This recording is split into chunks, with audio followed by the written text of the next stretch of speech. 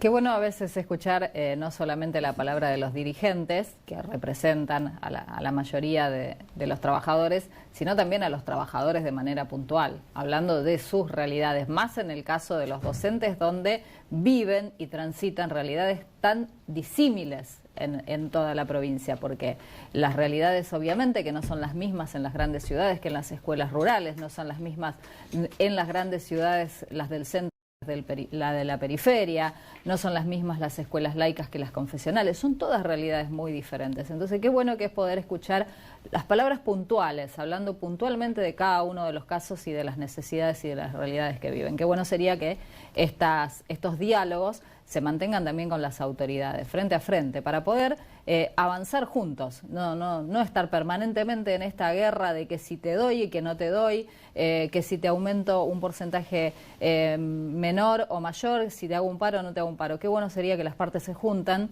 para que podamos crecer de una vez todos juntos. Sí, qué bueno sería tener ministro de Educación que cuando asumen entiendan que el docente es una parte indispensable del sistema educativo y no simplemente un trabajador al cual hay que exigirle determinados rendimientos y que se calle la boca.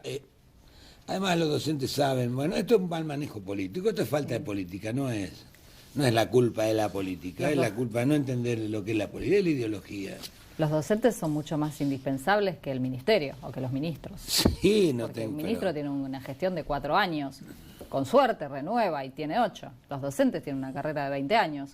Entonces, no, pero no lo entienden, no lo entienden, están en otra historia. Todavía tienen en la cabeza metido, aunque no lo digan, el tema de la subsidiariedad del Estado. Esto es de que todo tiene que estar en manos de los privados y en aquellos lugares donde, bueno, está bien, vamos a poner una escuelita. Si vas con esa mente y no con la otra, que la educación de base es responsabilidad del Estado, ya sea que se imparta por sistema público o privado, pero la responsabilidad final es siempre del Estado. No prima esa manera de pensar.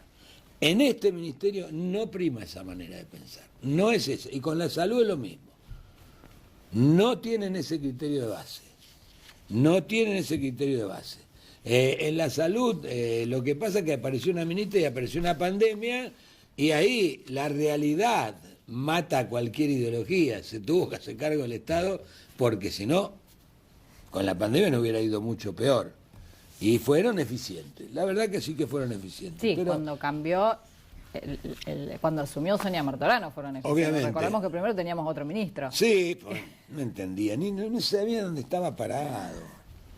Pero representaba mucho más la manera de pensar. Después hubo que salir a cubrir la emergencia. Pero es así, por eso se termina en esto. Porque uno podría decir realmente, los docentes no tienen tan mal sueldo y la oferta tampoco es tan mala. Pero es tanto el basureo a que lo han sometido en los últimos 3 años que terminan con esto. Porque al final la diferencia, ¿cuánto va a ser? Cuando arreglen 5.000 pesos más, menos. Pero bueno, ¿por qué se llega a esto? Por falta de concepción política. No se entiende hacia dónde se quiere ir. Y si cuando vos no sabés dónde quiere ir, no vas a ningún lado.